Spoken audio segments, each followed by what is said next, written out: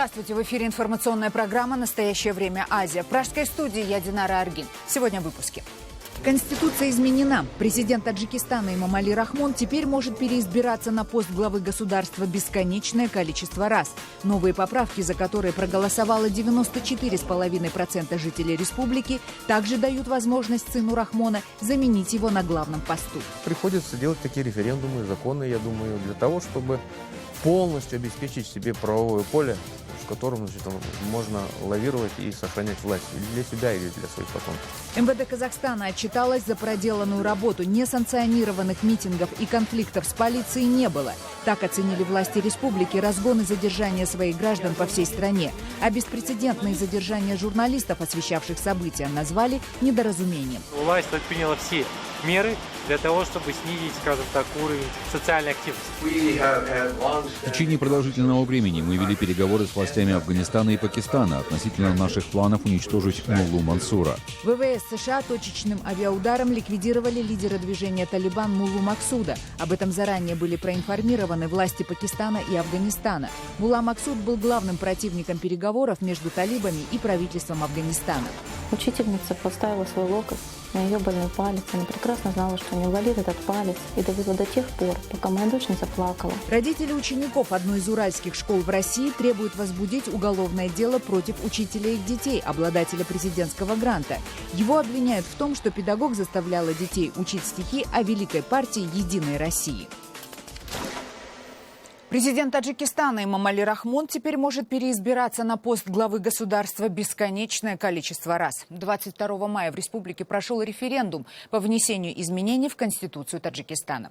Согласно данным Центра избиркома, 94,5% жителей страны проголосовали за принятие 40 поправок, предложенных таджикскими властями. Из них основными являются две, которые касаются сроков президентства Эмомали Рахмона и участия его сына в выборах на главный пост. Эмомали Рахмон в прошлом году был провозглашен пожизненным лидером нации, однако Конституция не позволяла ему постоянно переизбираться. Но новые поправки этот вопрос решили. Вот как это теперь звучит. Ограничение, предусмотренное в части 4 данной статьи, не распространяется на основателя мира и национального единства, лидера нации. У нас на связи наш корреспондент Анушервон Арипов. Анушервон, здравствуйте. Как теперь будет выглядеть Конституция Таджикистана? Здравствуйте, Динара. Президент Таджикистана Эмомали Рахмон, занимающий этот пост с 1994 года, может стать пожизненным руководителем государства. Также с 35 до 30 лет будет снижен возрастной ценз для кандидатов в президенты, что позволит старшему сыну главы государства Рустаму Эмомали принять участие в выборах 2020 года. Помимо этого в стране запрещают создание партий на национальной религиозной основе и их финансирование из-за рубежа. В минувшее воскресенье в Таджикистане прошел всенародный референдум о изменениях и дополнениях в Конституцию республики. И по данным Центра избиркома, за внесение этих и еще 38 поправок в основной закон страны проголосовали более 3,8 миллиона граждан. Это 94,5% от общего числа голосовавших. Подведение предварительных итогов показало, что общее число голосующих составило 4 миллиона 402 516 человек. Число граждан, непосредственно участвовавших во всенародном референдуме, составило 4 миллиона 38 183 человека, что равно 92% от общего числа голосующих в стране. Для независимых экспертов такие результаты голосования не стали неожиданными. По их словам, Конституция менялась неоднократно в угоду нынешней власти. В 1999 году был проведен референдум, по результатам которого глава государства стал избираться на 7, а не на 5 лет. В 2003 году внесены поправки, согласно которым Рахмон получил возможность избираться еще 2 раза. Контрольные цифры, которые озвучил Центральная комиссия по выборам и референдумам о том, что якобы на референдуме участвовали более 90% и, следовательно, голосовали за принятие изменений в Конституцию более 90%, сомнительны. По той простой причине, что около 1,5 миллиона трудовых мигрантов, которые находятся за пределами страны, они не от хорошей жизни там находятся. И, в принципе, в этом выражается их гражданский процесс. и будущее, зная о сути вопросов, которые вносятся в Конституцию, они не смогли голосовать за. Тем более созданы избирательных участков ограничены, а граждане, которые имеют большие экономические проблемы, вдохновленно не смогли приехать за свой счет с тем, чтобы выполнить свою конституционную долг. По данным ЦИК, явка на референдум составила 92%. Уже к 12 часам дня по местному времени он был признан состоявшимся, так как проголосовало 66,6% граждан. Наша съемочная группа посетила несколько избирательных участков, и особого ажиотажа нами замечено не было. Кстати, не все жители Таджикистана были согласны с тем, что на их рассмотрение выставляются поправки, суть ряда которых была для них непонятна, хоть они и принимали участие в голосовании. А какая статья Конституции вам наиболее интересна? Не знаете? Нет. А вы Я тоже не знаю насчет наших новых статей. Ну, просто изменение там произошло. Мы даже не в курсе, в чем изменение. Бюллетень для всех поправок и вариант ответа был один. Так что у населения не было возможности выбрать, какие поправки принять, от каких можно отказаться. В первую очередь меня, как гражданина республики, затрагивают вопросы, которые определяют возрастной ценз для избрания граждан Таджикистана в парламент республики, в Маджлисе Олин, в Маджлисе Намандагон, а также в конституционные суды и в суды другие виды суды республики. Может быть, это банальная фраза, молодежь – это наше будущее, но сегодня оно настолько актуально, что оно должно найти свое отражение в основном законе. Решения о внесении изменений в Конституцию Республики Таджикистан считаются принятыми, заявил в понедельник на оглашении предварительных итогов голосования глава ЦИК Бахтиёр Худойорзода. Окончательные итоги, согласно закону страны о выборах и референдумах, будут подведены до 1 июня этого года. После их опубликуют в государственных СМИ, и они вступят в силу. Динара. Спасибо, Анушервон. О том, почему таджикские власти решили провести общенародный референдум именно сейчас, мы поговорили с обозревателем по Центральной Азии Мирхатом Шарибжановым. Диктаторы Средней Азии по-разному продляют свои полномочия. В каких-то странах это не нужно. Например, в Туркменистане. Зачем эти законы? Так все ясно. Человек будет пожизненно, да? И не надо референдумов проводить никаких. Вот. Или в Узбекистане, где в принципе нет никакой, даже возможности, да, возникновения каких-то оппозиционных идей, мыслей или выступлений. В Таджикистане же как раз мы знаем, что там была гражданская война. Она закончилась именно соглашением, большим соглашением между партией Исламского возрождения Таджикистана, вокруг которой сплотилась разношерстная оппозиция в свое время, и вот как раз с Эмомали Рахмоном. В 1997 году война закончилась, партия оставалась до недавнего времени. В прошлом году ее объявили вне закона. Многих, значит, либо посадили, либо многие ожидают суды. Руководитель партии господин Кабири находится за границей. Кроме этого, оппозиционное движение «Группа 24» тоже была полностью подавлена. Значит, ее руководитель был убит дерзким образом в Стамбуле, господин Куватов. Ну, вот все это показывает то, что, несмотря на то, что с оппозицией вроде бы покончено, но недовольство все-таки есть какое-то, какие-то остатки вот этого относительной свободы, если мы сравним с Туркменистаном и с Узбекистаном, она все-таки была, и свобода, если она была, она уже никуда как бы не уходит. Ну и вот приходится делать такие референдумы, законы, я думаю, для того, чтобы полностью обеспечить себе правовое поле, в котором, значит, можно лавировать и сохранять власть или для себя, или для своих потомков. Эмомали Рахмону 63 года. Его соседи, значит, Ислам Каримов, Назарбаев, им далеко за 70. Назарбаеву в этом году будет 76. Поэтому, в общем-то, думать о том, чтобы... Ну, на всякий случай, скорее всего, было вот сделано вот такой ход, что на всякий случай, чтобы старший сын мог, если возникнет необходимость, мог стать президентом.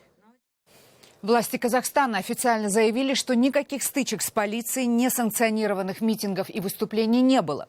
Напомним, что в минувшую субботу в разных регионах республики прошли попытки несанкционированных собраний по земельному вопросу. Однако силы правопорядка начали разгон и задержание граждан, пытавшихся выступить против аренды казахстанской земли иностранцами. Бойцы спецназа и полицейские всех задержанных отвозили на специально подготовленных автобусах в участки. В их числе были и журналисты, задержание которых в МВД позже назвали недоразумением. Что случилось 21 мая в Казахстане? Хроника событий в репортаже Дмитрия Белякова.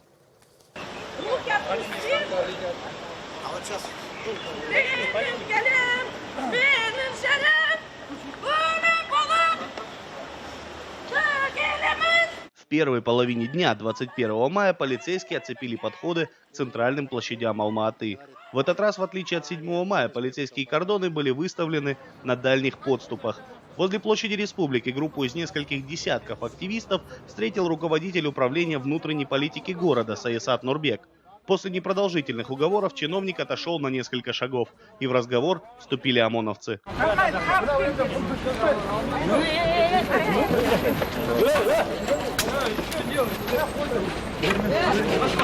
Полицейские начали оттеснять собравшихся еще дальше от площади, пытающихся продолжить беседу и узнать причины, по которым гражданам нельзя пройти на центральную площадь города, незамедлительно задерживали. Я просто гражданин. Почему не даете пройти на площадь? Мы же не алкаши какие-то, не наркоманы. Упор силовики делали на молодых граждан до 30 лет, оказавшихся в непосредственной близости к перекрытым центральным площадям города. Задержанных оказалось так много, что их пришлось пересаживать с автозаков в снятые с рейсов пассажирские автобусы. Только в одном из 8 районных отделений полиции, по оценке корреспондента «Радио Свободы» Азаттык, одновременно находилось более 50 арестованных граждан. В райотделах у них снимали отпечатки пальцев, брали объяснительные и отпускали. Согласно официальному комментарию председателя комитета административной полиции Игоря Лепехи, в Алма-Ате не было митинга. Была попытка собраться, но она была предотвращена.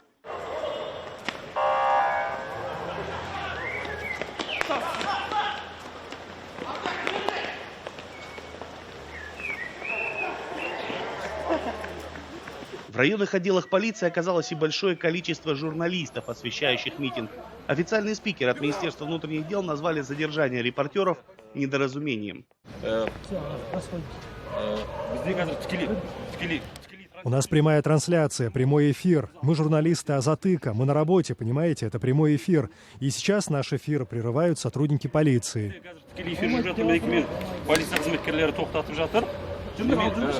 Казахская служба «Радио Свобода» Азаттык столкнулась сразу с 2 беспрецедентными случаями. Третьи сутки в республике недоступен интернет-портал, а 21 мая во время освещения акций протеста было задержано сразу 9 репортеров в разных регионах страны.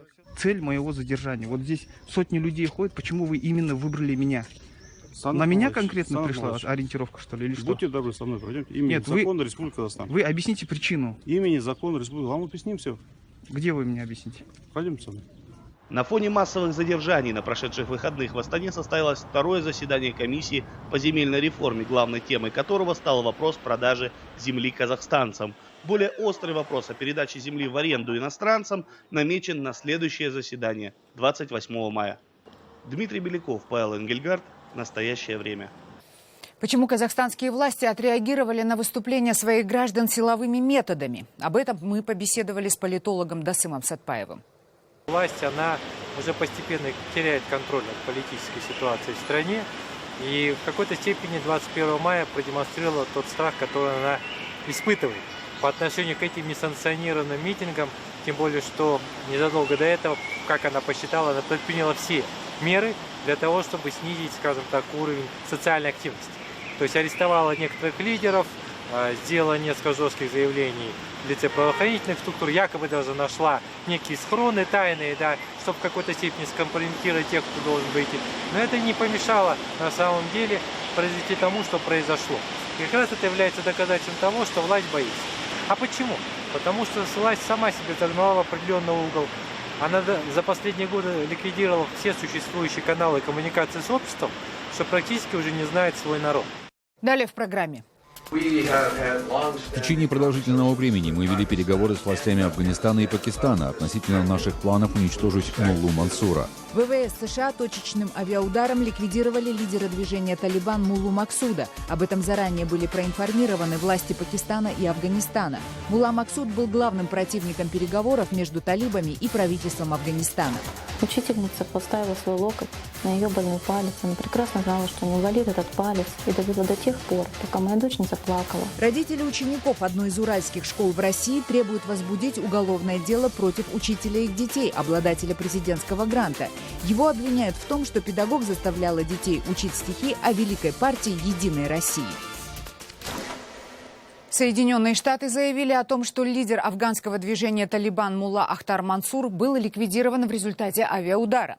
Это произошло в субботу в Пакистане, рядом с афганской границей, заявляют американские военные. По данным Пентагона, несколько дронов нанесли удары по машине, в которой он находился.